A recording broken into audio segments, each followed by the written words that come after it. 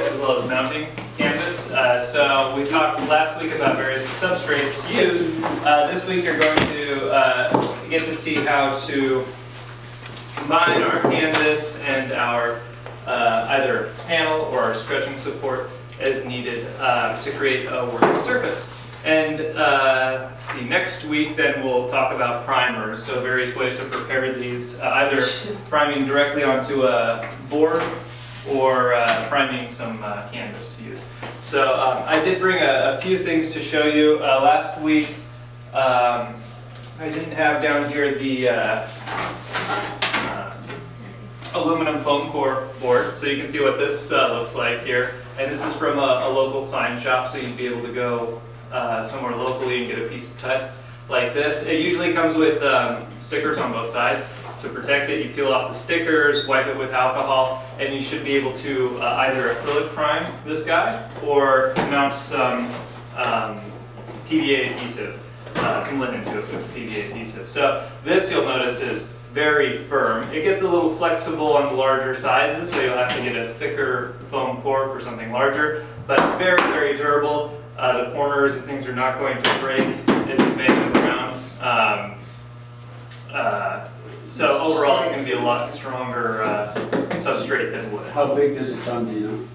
Oh, they get it in huge, huge sheets. Pretty much as big as you want. Yeah, when I talked to the guy who gave me these, he said it's, yeah, he can get pretty much anything. Do they cut them down, or do you have to go to like Home Depot or something like that? You know what? You would probably get it cut there. You can get a special saw to cut these, but they don't like to sell the big sheets, it seems like, for some reason. When I talk to them, they always say, oh, what size do you need? And my response is, oh, the biggest sheet you have, so I can cut it down. And they are not too responsive to that, so I'm not really sure what the deal is. So you say, I need a 30 by 60 because of the painting is going to be that Yes. size. Or fun funny, but Yeah. Yeah, but you know, rules to cutting metal apply, so wear appropriate protective gear if you're going to do something like that. A little bit more dangerous. Where did you get that? Do you know the name of the? I only know the name of my contact. And when I taught a workshop on materials before, he wasn't really keen on the idea of like having a whole classroom students come to him to cut stuff because they don't really make as much money like that. So, you know, there's sources we can get some if you really want it, but it just ends up being a little harder, a little more costly. Not as convenient overall, as you'll see with something like the gator board that we can just take a razor blade and chop down. I have a friend that is taking a class right now, and her instructor uses something called Gorilla Board, which is really, really thin and light. I looked it up online, and you really almost have to mount it to a board or something to paint on it. Oh, okay. They say you can use it for it's primarily a watercolor board, but you can apparently gesso it and then use it for oil. Yeah, yeah. So. Yeah, there's certainly stuff like that. Even Arches makes oil painting paper now that you can get if that's something you want. And it's a stiffer, almost illustration board thickness that has a primer on it to accept oil. You can't paint directly on paper with oil because it could rot the paper.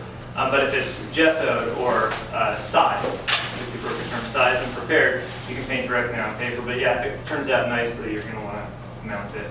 But that's great for quick studies. And the arches is good for that? Yes, yes. You'll notice though, it is still quite a bit more absorbent than like the linen stuff that we've been working on. So it has a little bit of that paper towel effect where you lay down a moist stroke and it sort of sucks it up and splays it out a little bit. So there's a little bit of that to worry about. Eddie, did you have a question? Is that the same as whiteboard? Do you want to look into this? No. Oh, I'm not really sure what they make this stuff out of. Could be. I mean, can you use a magic marker on this? On this? It looks like it's I would think so, yeah. Let's try, shall we? It's probably meant, well, you said aluminum though, so it's not Will it magnetic. erase? Well, if it's dry. Will it erase? Let's find out. You just ruined your beautiful board. Yeah. Let's see. Yeah, it looks like it'll need a little alcohol on there to get the rest of that off. Oh. Yeah. But yeah, it's just metal with foam on the inside of it. Two sheets of thin metal supported by a foam core. So, I mean, there's nothing really special about it. Some of the, a couple of the art companies, I think artpanels.com or something, or Art Panels is the name of a company, and they are starting to do linen mounted to this stuff. But it gets kind of pricey. You know, you're paying $40 or $50 for like a 12 by 16 when you get it put on that stuff. So it's, you know, people who choose that are typically painters who are going to spend a bit longer on a painting and probably charge more for it and want to make sure it survives because they're dumping a month of their life into it and they don't want something to happen to it. So kind of judge it by that aspect. I did bring in some gator board. Again, we're going to cut that up. And then I brought in a wood panel here. So this is some underlayment, and I've sealed the back with 3 coats of polyurethane, boat helmsman polyurethane. Before I sealed it though, you'll notice, sand all the corners down, make it a little more beveled there. If you do that, there's less of a risk of the plies coming off and splintering. Which side are you going to paint on? I'm not going to paint on either side, but I'm going to mount linen to Well, this which side. side are you gonna Yeah, I'm going to mount mount linen to this side, yeah. So when you say- you'll notice this side is not sealed because theoretically the linen is going to act as the barrier between the outside world and this panel. So that's what the panel looks like on that side when you first get it? This The side, orangey yeah. side? Well, the back side looks a little different. Has grain in It does, yeah, you can see the grain more on this back side. When you get this at home, I don't remember ever seeing this. You know, their I've seen it stock on- varies Yeah. greatly by whatever, Yeah. what they get in and what they get out. So, you know, I went once and they had this stuff and I'd never seen it before, but it's viable for mounting stuff too. So I got it, and then, you know, next time you go, it's not there anymore. So but it did only cost $15 or $16 for a 4 foot by 8 foot sheet. I did notice that beyond an 11 by 14, it is too warped to use as a good panel, so it would need to be cradled. So most of these that I have are 8 by 10 to 9 by 12, and then a couple 11 by 14s. When I bump up to 12 by 16, I usually select an MDF board or a thicker version of this, like a 5/8 inch or 3/4 inch. And then, the gator board, this one, will do pretty well up to like a 24 by 30 or so. I think, or even I think the largest I've gone without having any issues is a 24 by 36. And it hasn't warped or flexed, really. In that? In this thickness, yeah. Upstairs you can see I've got a couple. The one of Brittany holding Fox on her chest is a 30 by 30, and it's just on this thin, and it doesn't warp or flex at all when you wave it. You So- mounted the canvas on it? Yeah, I mounted the canvas on this, yeah. So then anything larger than about that size, we up to the thicker gator board. And I think I mentioned Arizona Art Supply has No. is a 5/8 inch, Yeah, and I think it's a 36 by 48, or a big, The biggest size that comes is about 30, I think. 30, no, I think yeah. it's up to 60, 48 by 60 maybe is the one they have, because Yeah, the double size is the 5/8, and it's like $10, $11 for that large sheet. So, It's not gator board then.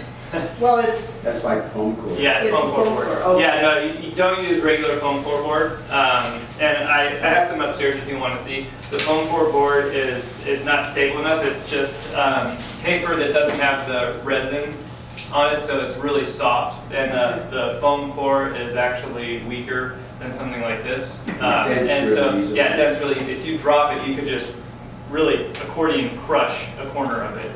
So that would be really only something for impermanent studies that you're just doing in your own studio for whatever, that you have no intention of, because you would probably need to mount that to a more viable substrate if you were going to try to keep it around.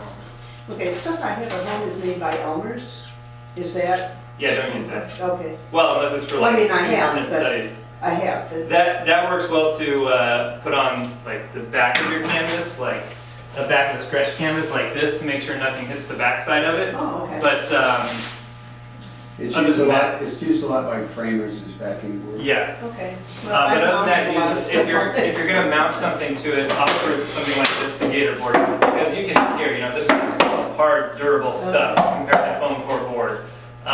But it's quite a bit pricier. I think it's around $32, $35 for a 32 by 40. Okay. So it is quite a bit more pricey, and it comes out to almost the same as if you were to just buy ampersand panels. Okay, versus buying one of these and cutting it up. The cost is almost the same. okay. And certainly more expensive than getting the wood, cutting it up yourself. So it's, you know, you have to go back to the notes from last week and decide if it's advantageous enough. You know, the thing I like about it is that if I need a certain size and I'm in the studio and I don't want to pull out a saw, I can and then mount something to it and then just get going on it instead of having to plan ahead. So I did bring, this is what we're going to end up doing today, making these guys here. So this is the wood, and then that's the linen mounted to it. So we're going to show you guys how to make something like this. A nice, clean, finished product, ready to paint on. More trustworthy than some of the panels you would buy in the store. And this is what you would order from a place like New Traditions or something like that. You know, this is how they how their panels will look. What was the panel called when you first bought it? Was it The wood? Yeah. I think it was called underlayment. Underlayment. Yeah. Or the masonite is the other one? Yeah, Masonite's a brand of hardboard or MDF. Yeah. So yeah, either of We those. just want to make sure the surface is real smooth, right? The one you're mounting Yeah, the the one linen the to. side you're mounting it on needs to have a smooth surface. The back side, it can be knotty and gougy and whatever because you're just filling that with sealer. Okay, and so you put 3 coats of poly on it? Yep, that's what I do. But it'll vary if you're going to actually prime directly on it. Remember we talked about putting the gesso in equal amounts on each side to counter the warp. So keep that in mind.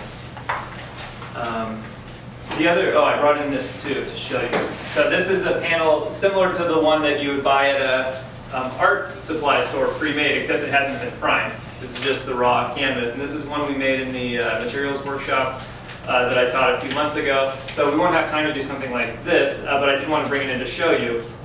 And so the only difference between this and one in the store is, I didn't really care about the back side, but you could cut this to make it clean, then put that piece of paper in there, and then put like name and title, and like how they have on all those ones in the store. And this is just an ampersand panel, and then the canvas has been dipped in glue, and then applied, and then just wrapped around the back. So if you want, you can do that to your panel, as opposed to just having the surface like this. This is technically going to be a more sound barrier to everything else, to the outside world, because it's covering the corners with the canvas, which is theoretically a good barrier to the wood. So if you were to wrap this all the way around, especially all the way around and completely cover the back, then it's much less likely that over time something might rub off on the side here and get into the layers and then cause it to expand out. So, Two questions. So the panel that you're adhering this to, that one has been treated though? The panel's been treated, or does the panel have to? No. Not have to, it does not have to be treated? because it's intended that it's going to be covered. Okay, Yeah. okay. And then the second one, you said you dipped it in glue. Is it that pH adhesive that you're talking about? Yeah, this one we actually dipped in a rabbit skin glue, Okay. which we'll talk about next week. Is that a masonite? Yep, it's an ampersand, MDF board. And the other panel, you sealed all 3, you sealed all 4 sides anyway. Yeah, with the polyurethane, yeah, all the way around. So on all the sides and on the back. And with the polyurethane, you have to lightly sand between coats and et cetera, et cetera. So it ends up being a little bit more work than, say, something like this where you just dip it in glue and wrap it all the way around and glue it. But the aesthetic, it's easier, much easier you'll find to get a nice looking panel aesthetically for something like this. You So, sanded all the sides? I mean, all the polyurethane sides? Just yes, make sure it was smooth and had no nubs or stuff Yep. in it. yeah. So when I made this, I made 200 panels at once. So it was like, today is sanding day, and then everything was just sanded in between coats. And then the next day it's re-polyurethane day. So the process for a couple hundred panels took like a week or more to do that. But then, you have panels for a couple years, Then you have to gesso both of those too, is that correct? I mean, both of them have to be gessoed after they're polyed and... Well, this is already prepared canvas. Oh, This does okay. not need Sorry, any more yeah, gesso. okay, you put Yeah. that. So if you're not painting on the back of that, why would you have to sand between the coats? Of the poly. Because it'll get bubbly and crackly and could, flake off. Okay. It's just like, just follow the rules on the polyurethane can. But just regular Just a commercial light poly. Yeah, Okay. but you have to understand that it's not intended to last more than a couple decades.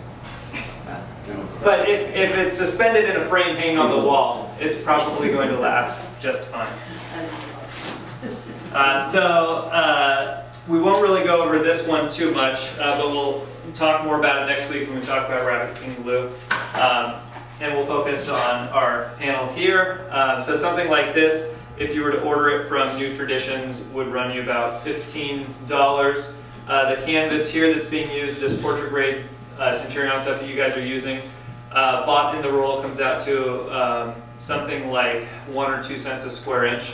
So we're talking about here, this is maybe $2 worth of linen, and then the panel itself is maybe at 50 cents or something like that. So $2.50 versus $15 if you're going to be painting frequently, and that's your intent, especially if you're going to be an alla prima painter, then it'll make a little more sense to just make a giant batch of these to last you the whole year. Buy 1 roll of linen and a couple of boards and chop them up and do it all at once. So you got the board from New Traditions or from You got it from Home Depot? Home Depot? Where did you get from New Traditions? No, Is anything a comparable board? Oh, okay. So the other alternative will be to stretch. One of the disadvantages of stretching, of course, is that the canvas itself, the painting is going to be a lot more fragile, subject to damage. You know, if you have a stretched canvas of that size, one of these big boards, and it falls on the, or big paintings, and it falls forward, then anything on the floor could puncture right through it or cause some significant damage. If the painting is on a board and it falls over, not too much happens. You might scratch the paint film, which is a little easier to repair. So if you're going to be making a bunch of these in a big batch, first of all, storage is relatively simple with this. So, 80 of these stacked in 3 stacks is this big, So it's not going to take up a lot of room.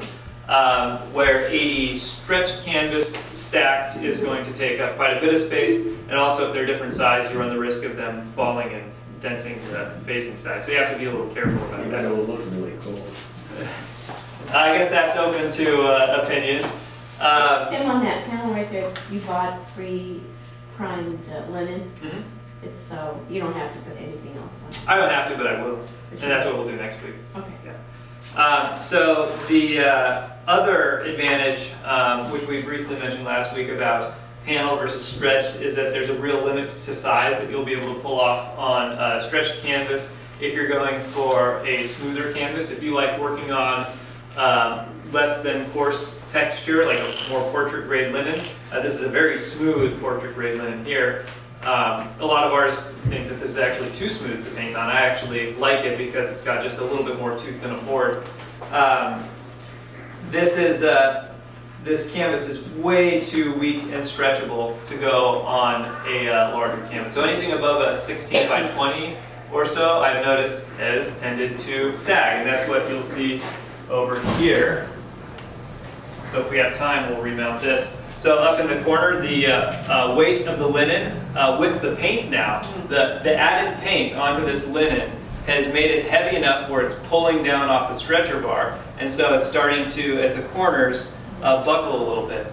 And because the linen is not strong enough to support this size of a painting, especially with the amount of paint that's on here.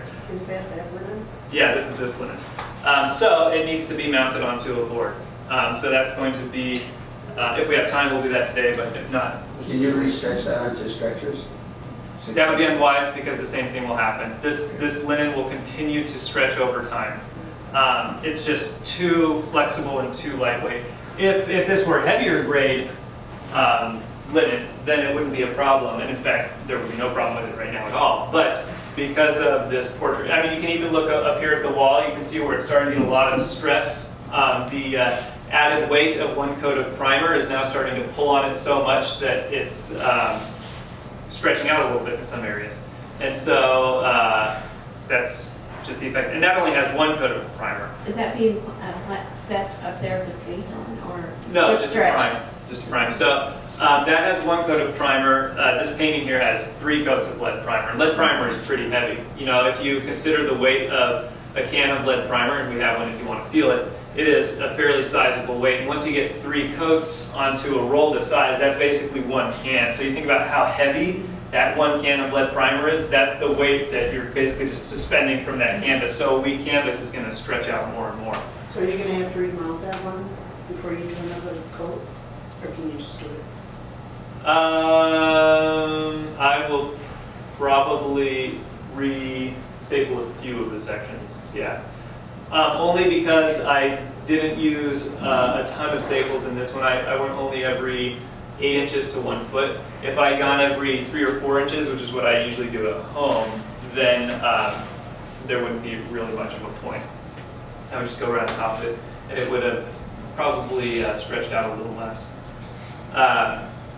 In fact, I'm probably not even going to put any more coats on it. That's probably what it's going to be. Okay. And you'll notice too, if you do plan on priming your own stuff, the books like the Gottingen book will say it's recommended to prime it on a separate suspension system and then take it down and stretch it on what you intend to paint it on. So it's ill-advised to take raw canvas and stretch it on something and then prime it on there and then paint on that. Because over time, as the primer is added and then as the paint is added, the canvas will start to sag a little bit more, so or stretch a little bit more. So if you're kind of pre-stretching it here and then allowing it to expand a little bit and then taking it down and then reapplying it to your stretcher bar.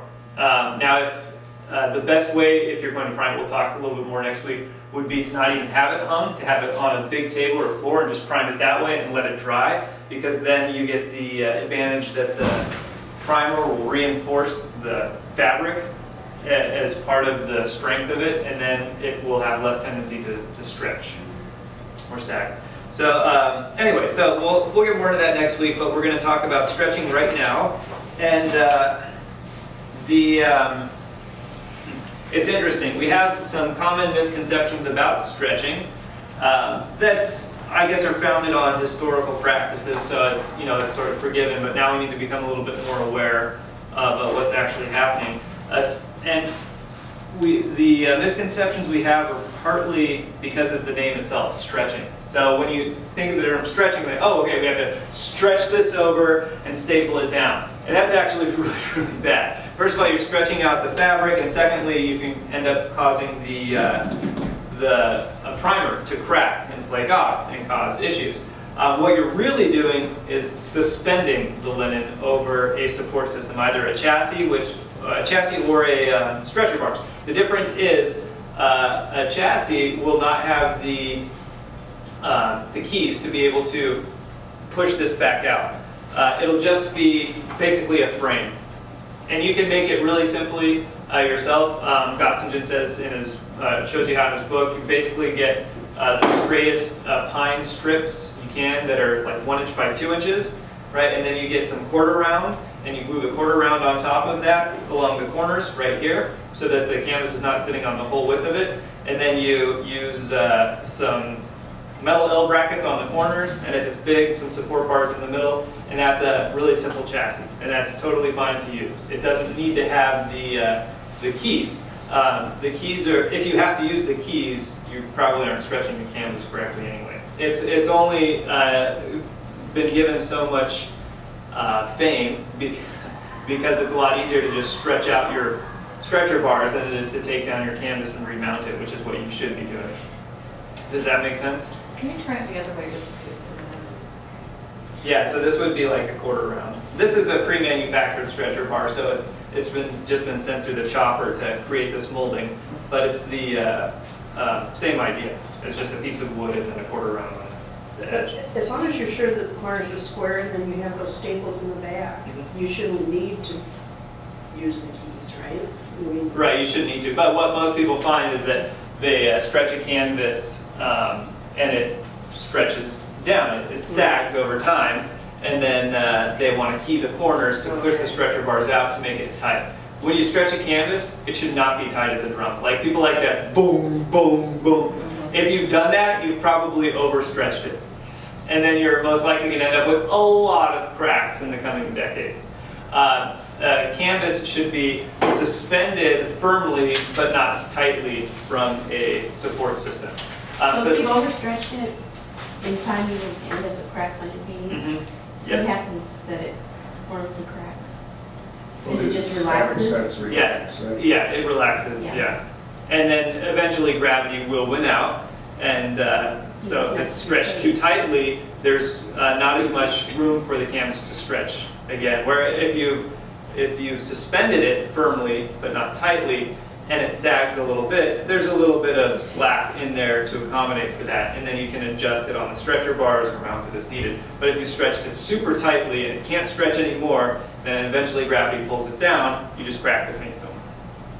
So how much of a less of a drum sound should you have? It will,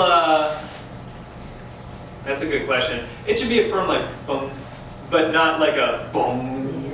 Okay. Yeah, so yeah, it should be firm enough, but, and we'll kind of see here. But yeah, what's that? I was just say climate affects it too. If you're living in a place that's really humid, like Exactly. Minnesota, it's like, And that's the other thing too. If you stretch it super tightly and you're in a non-humid controlled area or temperature controlled area, there's so much expansion and contraction there that it'll crack. So there's two ways to stretch a canvas. The first way, I don't know if I have enough stretcher bars or canvas to do both.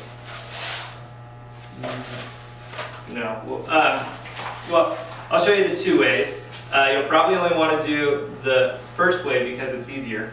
And then I'll show you the correct way after that. And then you'll probably never want to stretch a canvas again, and then you'll just go to mounting panels. And then the art world will be better because your work won't fall apart over time. you know, a larger panel that you want to cradle to prevent warping. How do you adhere the cradle to the back of the? That is a great question, and you'll be surprised at the answer. To adhere the cradle, you should use glue, Okay. not nails No, I know, that's what I or asked. tacks, because if we were to say, if this were our panel, right, and this was an independent cradle that we built to support the panel, we would set it on here, and then that would give our board extra support. So that's actually the strongest support you'll be able to make for a board, if we imagine this board is large enough to cover this. So if you were to put in screws or nails through here, which is what you might think would be the safest way, and then like putty over them or something like that to smooth it down, what can happen is if there's any moisture or anything that gets in the nails and they rust or expand over time, they'll actually work their way out toward the front of the canvas and they can pop out. So you actually would just glue it with carpenter's glue. Like Elmer's? Elmer's has a professional grade glue. You know, it's quite a bit more expensive. It's not just the regular glue, but they do have a more professional grade glue. Actually, the best one I found is called Titebond 3. It's a green bottle they sell at Home Depot and Lowe's, and that's a really nice strong wood glue. So you would have your panel like this, and this, you know, we're talking about if you want you're doing like a 18 by 24 or a 24 by 36, and you still wanted this lightweight without having this big, heavy, clunky board, then we would get a piece of this cut. We would go get the straightest furring strips or pine strips that we could find that are just simple. You create something like this, either miter the corners or use butt joints and L brackets to attach it and make it firm, and then glue it between the joints.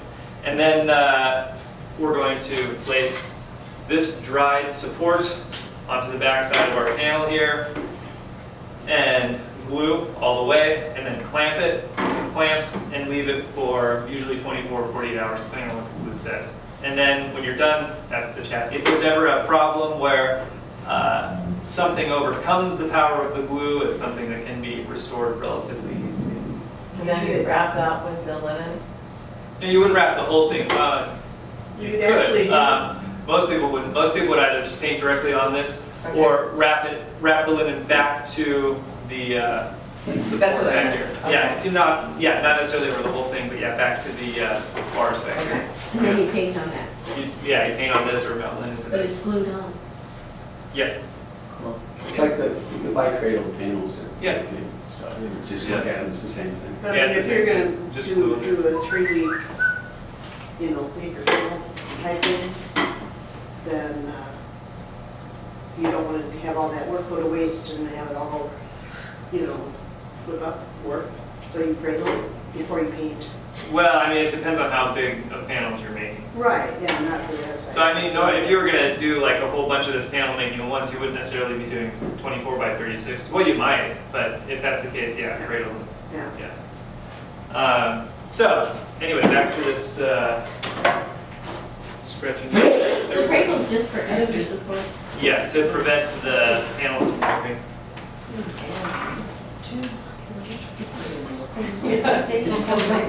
All right, so this, I'll let you know too, this is a heavy duty stretcher bar. They're not normally this big and durable. These cost a little bit more to use. They're typically used on larger sizes, but we have this lying around.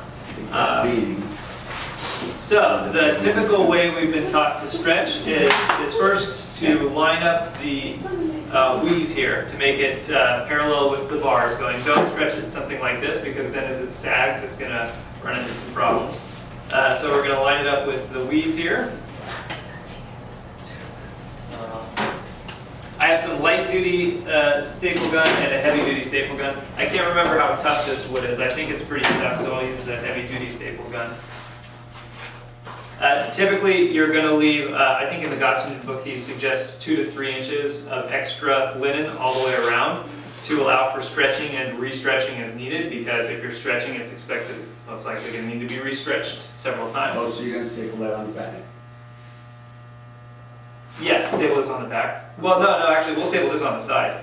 And it's interesting too, because they used to say staple it on the back to make this nice and clean along the side. However, if you do that, you've now introduced 2 points of contention that can crack the primer. So here and here, as opposed to just here. So if you staple it on the back, you're more at risk for having all of this flake off. So it's suggested to staple it on the side and then watch for the cracks, because you don't want to pull so tight that it cracks the primer on the edge. For an aesthetic look, for a while people would go on the back. There's also... Didn't they call it museum framing? So you Museum wrap, yeah. Museum, and Yeah. also doing the meter frame? Yes, yeah, and that's like contemporary paintings that are going to be hung without a frame. They look better that way. Instead of a staple gun, you can opt to use tacks here. These are copper tacks, so they're not supposed to rust. They're actually not too expensive for this jar. It's something like $15 or $20. And I've done lots and lots of canvases, and this thing barely seems to be going down at all. It's quite a bit trickier to do the tacks, especially if it's hard wood. But we'll kind of talk about it. I'll show you the easy way with the staple gun first here, because this is what most artists are doing. So it did look like you stapled on back, I mean loosely stapled. Yeah, because when you have this extra flap, Yeah, you don't want it that's why. popping off, so yeah, throw in some staples along the back to make sure that, and you'll notice it's not stapled tightly back there, it's a very loose wrap on that back one to make sure that it doesn't crack. So we're going to, let's hope this works, hit the center here of the first side. No, that's not as good of a gun as I thought. Oh well. And then we're going to go to the opposite side. So we're going to start in one midline, and then go to the opposite midline, and then go to the next midline, and then the opposite midline. And then we're going to increase pressure as we stretch to the outside to create a nice, even, warp-free canvas. So notice how much sag is here right now, like that. That's actually, maybe like this. That's actually about how tight it should be stretched, if you don't want to end up with a lot of cracking issues later on. But traditionally and in schools, even historically, for artists, this is a terrible stretcher. We're going to stretch it quite a bit more firmly than that because we like that tight drum sound. So I'm going to show you what we're normally doing. So see this wrinkle developing in the center? That will actually come out as we apply more pressure everywhere else. So the reason why this stretching method is not good is because you're creating unequal tension across the painting surface. So that's what's going to end up causing a lot of issues in the future. but we'll Your show hair you. is smaller. This is actually a really quick stretching process, so it's good to use in a pinch, especially if you're going to re-stretch right away. If you're using a smaller canvas, is it of less concern to have it stretched as opposed to mounted?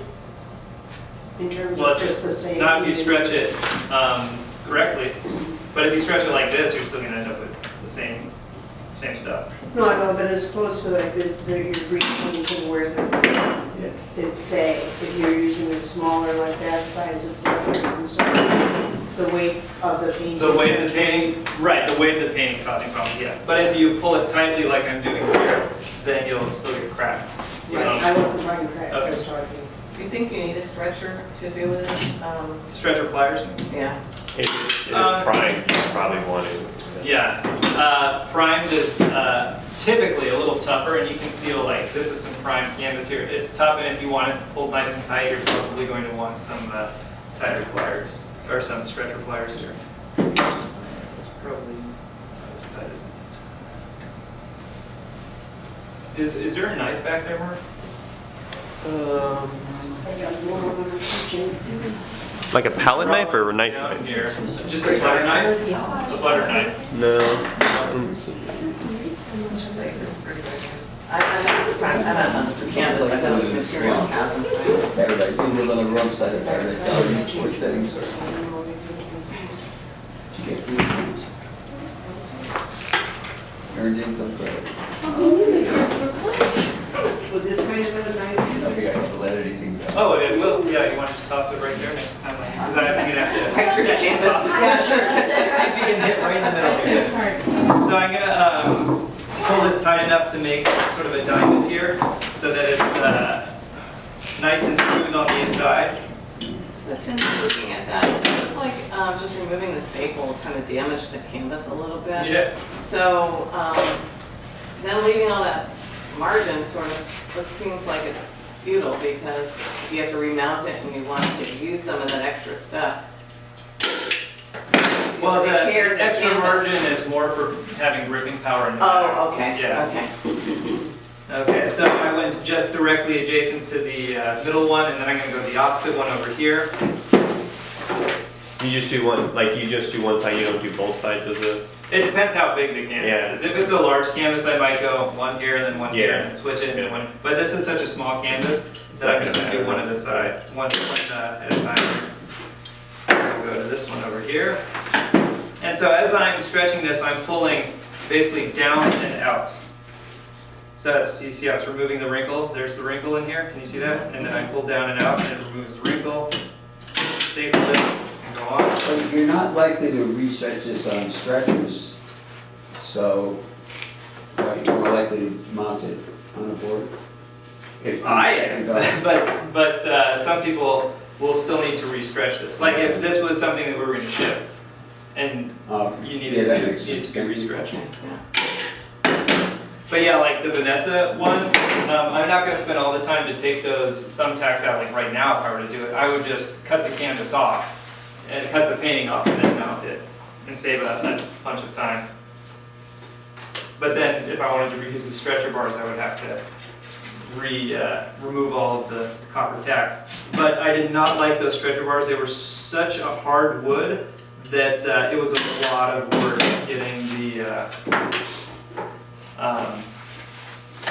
getting the nails in there.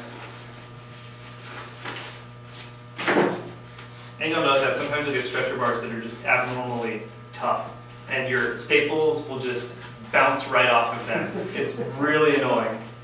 Luckily, this one's not too bad. I need to have to do something over here. Oh no, just this guy. You're just some guy sitting in the factory making the stretcher bars, right? And when I can get those staples in, I It's use a like the hammer. brick Yeah. heavy ones are made out of iron.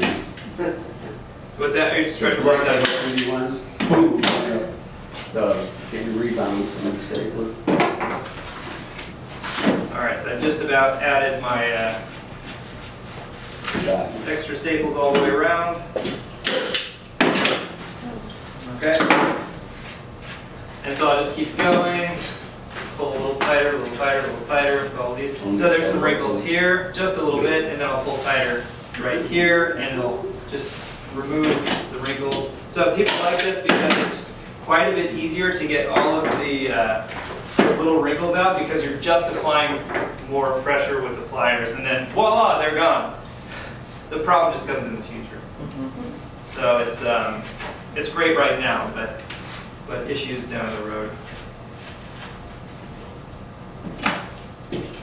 And will you put more staples in, or do you think that spacing's sufficient? For something this small, this spacing is sufficient. I think 3 inches every, or so? yeah, 2 to 3 inches.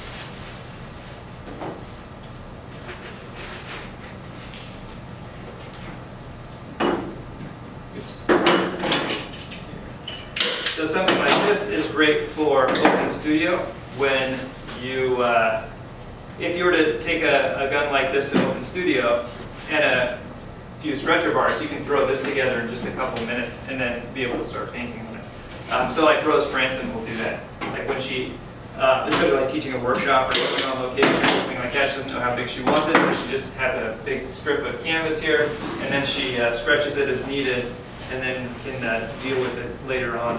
And she'll actually stretch multiple canvases on one set of bars. Like if this, she does this painting, and it's like, it's an okay painting, but she wants to reuse the bar, she'll just put a new piece of canvas right on top of it, and that actually adds more support for the new canvas. It's actually better for the new canvas, because then there's not as much stress when you're painting on it and pushing it. Is it wet painting or is it completely? No, it's dry. Yeah. I think so. I was gonna say, she's ruining her painting. Yeah, in a workshop. But yeah, it's funny because she'll say, oh yeah, we'll sell a painting, and then Chuck will have to, her husband, will have to go and make sure that there's not like 3 paintings underneath it before they ship it off. So still going down and out for all these.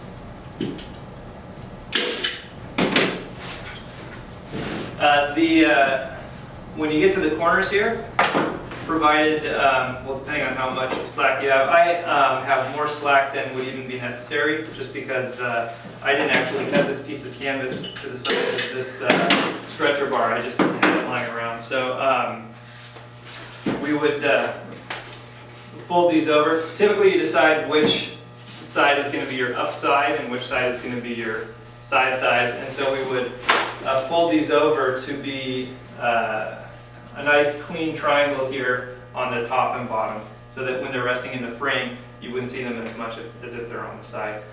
So we'll just fold it over like this, staple it on the back. There's lots of ways, and actually in the Gotzingen book he lists a couple that you can fold this to make them look nice. This is just an easy way here. Just fold it over and then back, and then that's a nice clean fold right there. But depending on how much extra slack you have, you can mess with it accordingly.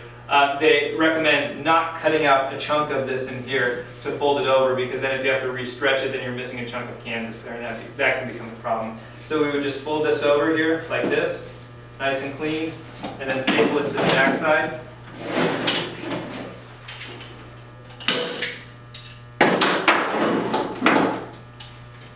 Okay, so decide which direction you're going, so and for that fold, the triangle, is that on the side or on the top? This would be the top. Okay. Yeah. So this is for painting like this. So when we hit this one, we got a pretty good drum sound. That's stretched a little too tight. That's going to slack up over time, and I'll get some wrinkles in that. But that's also too, I would say, because this is a very lightweight canvas. If you have a heavier weight canvas, you can get away with putting a little more pressure on here and not risking as many problems. So that's something you have to keep in mind. And you can test the actual canvas strength when you get the roll, because on the corners of the roll they'll have this sort of unprimed area here where you can give it a little stretch and see how tightly weaved it is, or if it's going to come apart and show holes in there. It's a salvage. It's a Salvage. It's a salvage. It's called a salvage, S-E-L. S-E-L, selvage? All right, so check the selvage. So that's the quick way to mount in, or to stretch. And then if this does come out nicely and you're concerned that there may be some issues with the sagging or cracking, we can just take a blade and cut right along the corner, or right along the edge here, remove the painting, slide it over here to the panel, and then mount it, and then you're good. And that'll work as long as your painting is not too thick and positive. If you've got, you know, paint coming up that far, it's not going to do well to mount it. It should be mounted because it's that thickly painted. Does that make sense? Say that again. If you're going to be painting that thickly, you should be working on a mounted Anyway. canvas anyway. Yeah. So the way that we should be stretching this, let's see how easily this will pop out. Yes. I'll describe it and we'll go through it a little bit, but it takes a long time to do, so we won't have time to do the whole thing. You're talking about mounting the house, so I know, and those starting nights 19 at minutes? those I guess it's Walmart. Yeah, when you're up close, you can see, he doesn't go all the way to the edge. You can see the canvas along the edge where he didn't paint it. Would he have originally stretched it, and then the museums will mount them? You know, the curators will mount them to preserve them? Probably. Better? I mean, Yeah. is that why you could see the edge, I guess? Well, or he just didn't paint all the way Well, to the edge. He may not have, but I mean, would people do that then to preserve the painting, mount it rather than Yeah. take it off the stretchers? Yeah. And there's also a method that Mike can even tell you more about, where you sort of line the It's called linen. relining. You would treat your canvas prior to doing that? Or could you? You don't have to. You could, okay. So you could It actually. typically ends up being cleaner if you have prepared canvas and then glue it on. Right. But I actually like the Gamblin and Winsor Newton primer. I prefer to apply that when the linen's been mounted to a board already, because you're supposed to work that, you know, firmly with a palette knife. And if it's loose like this, it's a little harder to work it as well as when it's mounted onto a board. But then it gets a little messy that way. So it's up to you. How long do you keep it? 24 hours or? 24 to 48 hours. As long as possible, really. Like if I do it here, I'll try to do it on a weekend so I can leave for a few days and come back. And then I'll just leave it rest as long as possible. And lock the door so nobody comes in and says, oh, look, they left it on the floor. Yeah. We'll just pick it up for them. Let's see. So, if we use prime linen, are you still saying we need to prime it more? Nope. Okay. Use prime linen, that's it. So yeah, you can make this process really simple if you want. You can get a canvas pad of linen that's already cut, like the Centurion stuff from Jerry's Artorama. And then at the same time, buy an ampersand panel from Jerry's Artorama. That's the size you want. And then go home and glue it. It takes as long as you just saw, and then you've prepared a nice panel. We've met your requirement? And you've met the requirements. One of the things I'll suggest is get the canvas that's cut a size larger than the board you're going to do, because if you say get an 8x10 pad and then 8x10 boards, and you go to lay it down, you might notice that you haven't quite filled the whole board, and then you don't have very long to push the canvas around, and you may have to peel it off, and if you peel it off, then you're probably going to have to re-glue it, lay down. So if you're going to make 11x14 panels, then get 11x14 ampersand panels, and then 12x16 sheets of linen, and then mount those. Or you do what Mike does and just hack at it with a saw and just cut the whole damn thing down. I will show you too, if you end up wanting to do the gator board, it's really simple to cut. I'll show you guys, there's just a little bit of a trick to it here. I've already lined these out to be 8x10s. So I've got a ruler here, and I like these wooden rulers with the metal edge because they're less likely to get dented and cut up when I do this. And so I'm going to line this up, and the first thing I do is a really light cut along the edge here, where I'm not really trying to put a lot of pressure on here, because I want to go nice and slow to develop a groove, and if I develop that groove nicely, then it becomes easy to cut through this. But if you lean on it really hard and cut it, you'll notice when you do cut through it, it'll be jaggedy and gross. It won't be a nice clean cut like the rest of this here. So I'm just going to go again and again. So you can feel when you cut through one piece of the paper, And then you get into the foam, and I'm into the foam. Just going back in the same groove. Well, why would you Now I'm use back to this? the paper. Why would you use this versus the ampersand panel? Because ampersand panel, you have to make sure you know what size you want. And usually I just you know what size you want. This, you know, was a 32 by 40, and I bought it because I wanted to cut some big pieces, and I had strips left over, and I decided what size canvas I wanted to make from there. So yeah, there you go. It's a nice, relatively clean cut right along that edge. And if you, again, if you put a lot of pressure on there, you're most likely going to make a, that's not even anybody. Let me just cut this up and show you. Because that's not the size, anybody that size. So if you go really hard here, then you may end up getting a jaggy. Actually, it wasn't too bad. Oh, wow. That part, but yeah, you'll get like a lot more frays Yeah. than if you go slow and develop a groove and cut through it. Yeah, this is really, really choppy Nail file. on here. Nail file, yeah, that's what you'll end up having to do. So if you use a gated board, what's the largest you can go before you should go to the thicker board or? Like frame? 24 by 36 or so. Okay, but even though. You might should notice a cradle, little bit of warping at that size though. You should cradle them though at that size? You or can. size? Well, if it's larger, you can get a larger piece because the larger ones actually cost about the same as the thinner ones when you buy them that size. Okay. Because a thinner one is, you know, that's 48 inches by Oh, 72. 84 inches. And that's like $75, $80 for that. And then the 32 by 40s that are like this size are like $30 or $35. So it's about the same, you know, square inchage for the thin stuff as it is for the thick stuff. So just pick the one you. So the thin is what? What's the quarter inch? Is that a quarter inch or? It's a not quite a quarter inch. Whatever the thin one is. What is the thin one? 3/8. 3/8. Yep, 3/8. Good eye. Good eye. Good eye. Good eye. Eagle eye over there. All right. Any other questions on mounting or stretching? 3/8 is bigger than a quarter, by the way. Oh, you're right. Biggest. I'm sorry, it's 3/16. Oh, 3. Bad I was eye. like, you're right. Yeah, 3/16. Somebody's thinking. Okay, if there's no other questions on mounting or stretching, we'll start our color lecture in about 5 minutes here. What's the size for the assignment? Any size? Any size you want to work on? I would do the one that you're going to do for your final project. Whatever. Two birds in one stone. So if our final, we need to see the board, what are we taking, what? We have 2 final projects? How many final? You gotta stretch or you mount something. Yeah, you have to show that you can mount or stretch something. So you want to see that before we start painting it? I guess I don't have to. You can start painting on it, but you might want to make sure that it's a good job before you waste all the time to paint on it.